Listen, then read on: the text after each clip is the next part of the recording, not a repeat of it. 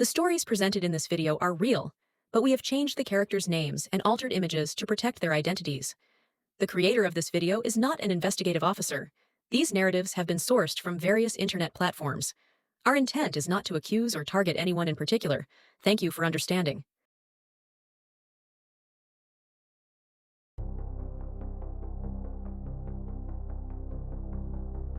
Welcome to True Crime Stories Hub. Today we will discuss another marriage betrayal story in which husband betrayed his wife. A terrifying murder story took place in the bleak Iowan countryside.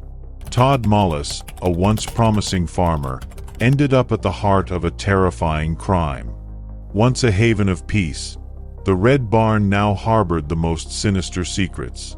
The detectives found a network of lies, secrets, and a deranged mind as the story progressed. Todd, a skilled planner, used the humble corn rake as his silent partner to painstakingly orchestrate his wife's death. Amy Mullis, 38, was a lively woman who loved being a mother to her 3 children and had previously worked as a nurse. She was wed to Todd Mullis, who ran a prosperous local hog farm. Todd was well known in Delaware County, Iowa, for his willingness to work hard and his devotion to his family and farm. Amy showed a strong interest in agriculture as a hog farmer. Her vocation was farming. Amy was dedicated to the welfare of her animals and took great satisfaction in her farming abilities. The success of her farm brought her great joy. Amy enjoyed camping and fishing as well. One of Amy's biggest pleasures was being outside, and she loved every second she spent there. Amy spent hours caring for her plants in her garden because she loved being outside. Nothing pleased her more than establishing a flourishing environment in her backyard. Amy, who is from the Midwest, had a particular place in her heart for collegiate athletics. She enthusiastically and passionately supported her favorite teams as a devoted University of Iowa Hawkeyes supporter. Her passion for sports went beyond basketball and football. She kept a watchful eye on every sport that was played at the university. Amy was tomboyish, but she also had a special creative side. Creating t-shirts was one of her many loves. Whether she made custom designs for customers or t-shirts for her friends, family, and herself, Amy's inventiveness was evident in every one of her creations. On the Mullis Hog Farm, November 10, 2018, was a cold day that ought to have been like any other. But when Todd Mullis dialed 911 while he was racing to the hospital with his injured wife, Amy, in the back of the pickup, the day took a sad turn. Tristan, the son of Amy and Todd, sat next to Amy and held her in his arms. Todd claims that he discovered Amy unconscious and not breathing in their farm's barn.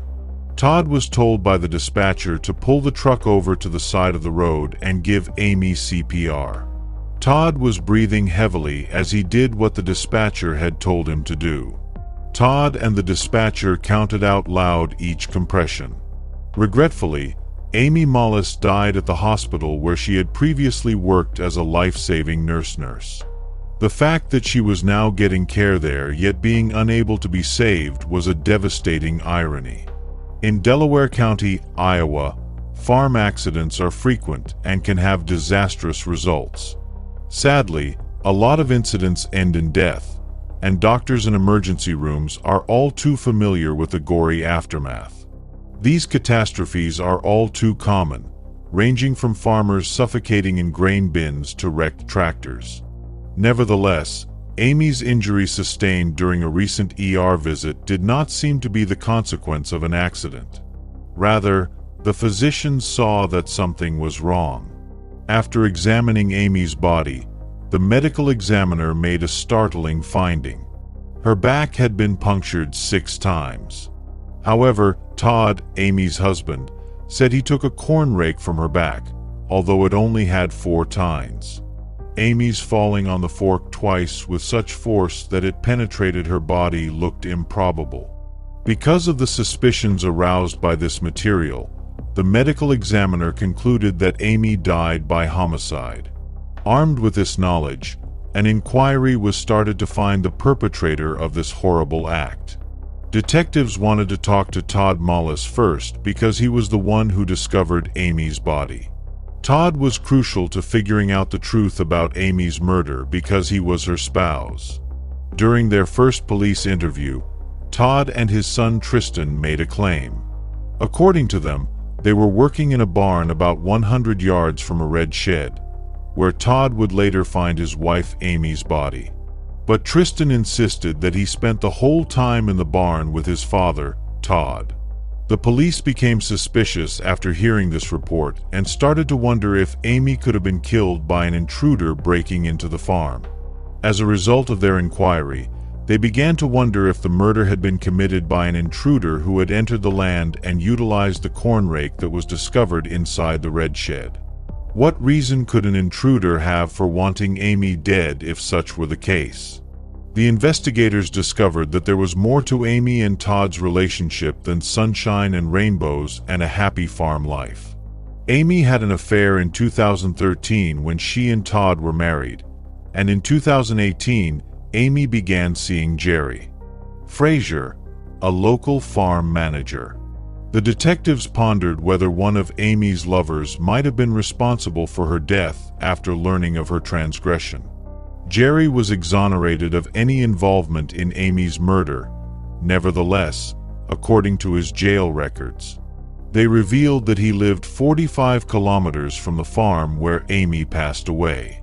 Important details regarding Amy's marriage to Todd were discovered by the investigators as they carried out their investigation into her death. According to Amy's friend and family, she frequently complained about her relationship with Todd, but he would not let her go. They claimed that although Todd pleaded with Amy to stay, he did not trust her and kept a close eye on her whereabouts. The investigators asked Todd to come to the police station and be questioned in order to learn more about Amy's life and any possible reasons why she might have been murdered. To learn more about their marriage during the previous 5 years, they conducted the interview in an interrogation room. Todd told the detectives that he and Amy had a close relationship. However, like any marriage, they had their ups and downs. But the police knew about Amy's liaison with Jerry Frazier. Amy suspected Todd of knowing about the affair and thought he was on her, according to messages on her phone. Amy had been actively preparing to leave Todd, the detectives found, including preparing to move out and file for divorce. The detective thought that Todd might have been motivated to kill Amy because she would have been entitled to a sizable sum of money if she had been successful in ending her connection with him. Todd persisted in his denial that he murdered Amy. Despite evidence to the contrary, he maintained during the 2-hour interview that Amy had fallen on the corn rake. The investigator brought up Amy's affair with Jerry Frazier in an attempt to get Todd to confess. Todd, however, denied knowing anything about this romance. The investigator persisted in questioning Todd in spite of his denials, implying that he was afraid Amy would leave him and take custody of the kids and the land. Todd insisted that Amy's death was an accident and remained innocent throughout. The investigators concluded the interrogation with Todd still free because there was insufficient evidence to convict him. Amy and Todd Mullis neighbors were questioned by the investigators, who discovered that Todd occasionally treated the animals on his farm inhumanely. Todd's behavior would be questioned because these instances would take place in front of the kids. The cops' concerns were heightened when one of the neighbors called Todd frightening. Subsequent research showed that a large number of people who had previously known Todd had distanced themselves from him.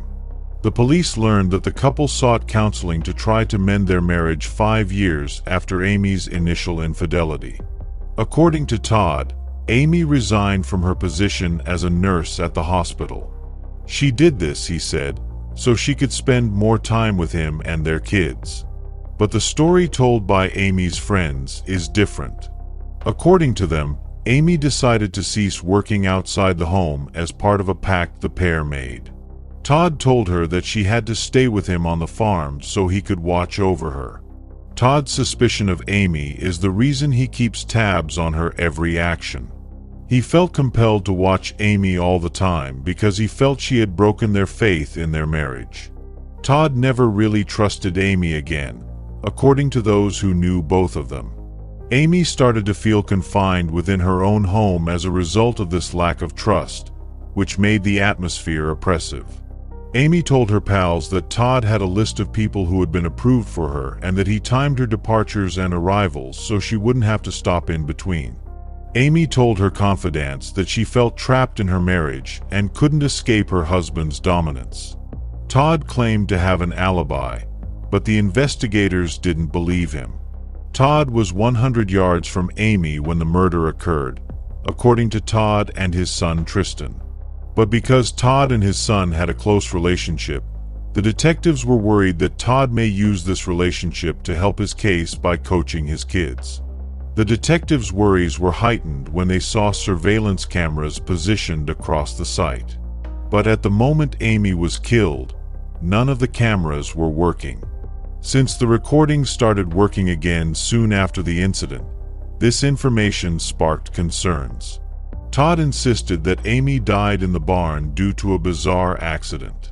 He asserted that she may have stumbled or became lightheaded after a procedure a few days prior, which left her unsteady on her feet and caused her to fall onto the corn rake. The investigators persisted in their investigation and evidence collection, concentrating on any possible connections between Todd and Amy's death, even though Todd maintained his innocence. Eventually, the cops found important evidence on electronic devices that were taken from the house of Amy and Todd. They gained access to Todd's iPad and discovered a number of unsettling searches. What the Aztecs did with cheating spouses, where the organs are located in the body, 16 facts about cheating women, whether ancient cultures killed adulterers, the thrill of the kill, killing unfaithful women, and the 18-month punishment for killing a cheating wife were among the Google searches Todd's iPad turned up. Todd's assertion that Amy's death was an accident was called into question by these searches. The search's contents, especially those pertaining to murder and unfaithful spouses, pointed to a nefarious reason for Amy's passing. The timing of these search engine results, which began when Amy began her romance with Jerry, was also deemed strange by the detectives. The investigators headed to Todd Mullis' farm with those damning Google searches. They went into the barn and found Todd there. He was asked to go outside so they could speak by the detective. After Todd cooperated, the investigator told him that he was wanted on first-degree murder charges related to Amy's death. After being detained and arrested, Todd entered a not guilty plea and was imprisoned until his trial in 2019. Todd amassed a very large following and support during his incarceration. Many of his supporters were women, and they organized a Facebook group to express their opinions and advocate for his innocence. Members of the group used it as a forum to talk about Todd's predicament, expressing their support for his release and their conviction that he is innocent. The courtroom was crowded with Todd's and Amy's loved ones as their trial progressed. Amy's loved ones were seated on one side of the courtroom, while Todd's family and friends were seated on the other. Emotions were running high on both sides, and there was a noticeable tension in the air that could be sliced with a knife. During his opening arguments, Todd's defense lawyers claimed that Amy had been having a sexual affair with Jerry Frazier behind Todd's back, while arguing that he was a devoted husband and parent. The defense team arrived unannounced, shifted their stance, and claimed that Amy was killed in the barn with a corn rake rather than by accident. But they insisted that Todd wasn't the one who killed her. Todd's first claim that Amy died after unintentionally landing on the corn rake was an honest error, according to the defense. They said that Todd misinterpreted the scenario and thought it was an accident. However, the prosecution had to establish beyond a reasonable doubt that Todd killed Amy because she had an affair with Jerry Frazier, intended to divorce Todd, and wanted to keep the children and half the land. On behalf of the prosecution, Amy's friends testified that Amy had been crying and depressed about her marriage to Todd all the time. According to these acquaintances, Amy told him that Todd had informed her that the farm had been in his family since he was 11 years old and that he would not give her even 1 acre if she were to file for divorce. Todd's domineering and possessive conduct was horrifyingly revealed, and Amy's friends began to worry about her safety. One acquaintance was especially concerned since she had seen Amy's misery. She expressed to Amy her concern that Todd might murder her. This friend genuinely cared for Amy's welfare and was aware that Todd was not the kind of person who could be played with. Sadly, her suspicions turned out to be accurate. Amy's boyfriend, Jerry Frazier, was one of the main witnesses in Todd's trial. In order to demonstrate to the jury that he had no chance of killing Amy, Jerry took the stand and verified his alibi. Jerry admitted to the jury that he and Amy had secret meetings on a regular basis, possibly more than once a week. These gatherings were held in hidden places, usually along back roads or on family farms. They occasionally used motels as gathering spots. Amy told Jerry, who testified before the jury, that he would make Amy vanish if Todd learned of their romance. The depth of Todd's jealousy and rage towards Amy was shown by that admission. It depicted a violent and perilous relationship in which Amy worried for her life in the event that her secrets were revealed. The oldest son of Tristan, Amy, and Todd, as well as Todd's alibi, provided testimony online from a distance. Tristan had insisted that he spent the whole day of Amy's death in 2018 at the barn 100 yards from the scene of the crime with his father, Todd. But Tristan's tale altered when he testified during Todd's trial in 2019. Tristan said he had gone inside the house to get water while Todd stayed alone in the barn, rather than saying his father was with him all day. Todd was given enough time to walk to the red shed where Amy was working, kill her with a corn rake, and then return to the barn 100 yards away before Tristan returned from fetching water. This change in his testimony dealt a serious blow to the defense. Todd chose to testify in an attempt to strengthen his defense, even though defense lawyers typically discourage such actions. Todd felt that he would be better able to convey his innocence to the jury if he told them his story directly. He maintained that throughout that time, his son Tristan was just briefly outside the barn. He never left the barn where he worked. However, Todd's testimony did not persuade the prosecutor. The prosecutor brought up the dubious Google searches that investigators had found on Todd's iPad during cross-examination. These searches revealed Todd's desire to learn more about adultery. Todd said he had no idea how such searches got into his smartphone and denied conducting them. The prosecutor, however, had access to more proof, so Todd's denial did not stop them. One person who had watched the trial on court TV at home called the state attorney. This individual stated that after examining Todd's 911 call to the operator, they believed they heard Todd mumbling to himself while he was performing cardiopulmonary resuscitation on Amy. The caller claims that throughout the call, they overheard Todd remark, "Go to hell, cheating whore." Everyone engaged in the case was taken aback by this knowledge. Todd's defense might be seriously impacted if the caller's allegation were accurate. Now, the prosecutor would have to think about this new evidence and how it would affect the case. Todd responded that he did not recall what he was mumbling under his breath during the 911 call when the prosecution challenged him with the purported whispers. The prosecution was convinced that Todd was saying those terrible things to Amy as she was dying, even though he denied it. They built their argument on the idea that Todd, the murderer, was upset with Amy because she had cheated on him with Jerry Frazier. Todd was found guilty by the jury at the conclusion of the trial. Speaking 48 hours after the trial, the jurors said that throughout their deliberations, they considered a number of possibilities in an effort to explain Todd Mullis' strange conduct on the day Amy passed away. They were unable to provide a convincing justification for his behavior, though. Todd taking the corn rake off Amy's back was one confusing element. His aims and motivations were called into question by this behavior. Why he would take out the rake, pick her up, put her in his pickup truck, and then drive her to the hospital before dialing 911 was incomprehensible to the jury. The jurors believed that Todd's actions were motivated by his desire to get Amy off the property and away from the scene of the crime as soon as possible. Additionally, the jurors felt that Todd's testimony in support of his defense did him no benefits. They saw that he seemed aloof and emotionless, even when talking about his late wife and kids.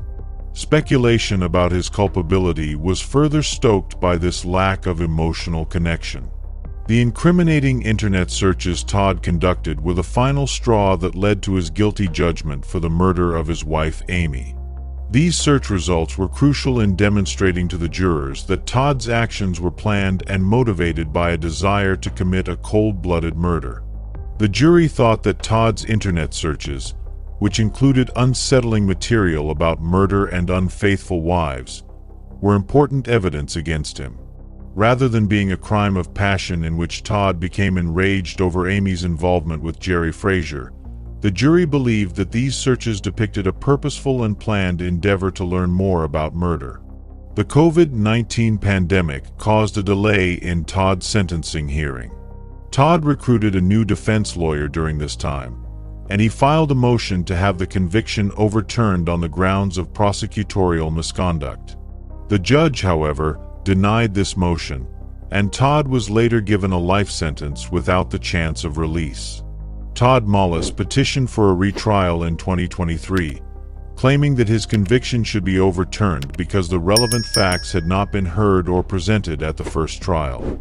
Todd said that he wanted to make the case that Amy's death was an accident rather than a murder, and that his trial attorney had not followed the defense plan he had asked for. Instead, though, his defense lawyer pushed the idea that Amy was murdered. The tragic and terrifying story of love, treachery, and murder is the Todd Mullis case. Envy and a desire to dominate his wife were the driving forces behind Todd's behavior.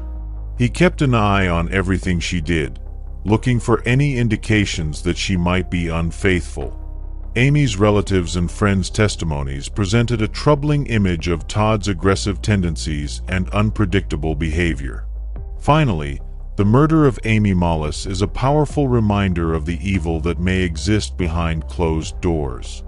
Justice was served thanks to the commitment and tenacity of law enforcement, as well as the strength of the evidence.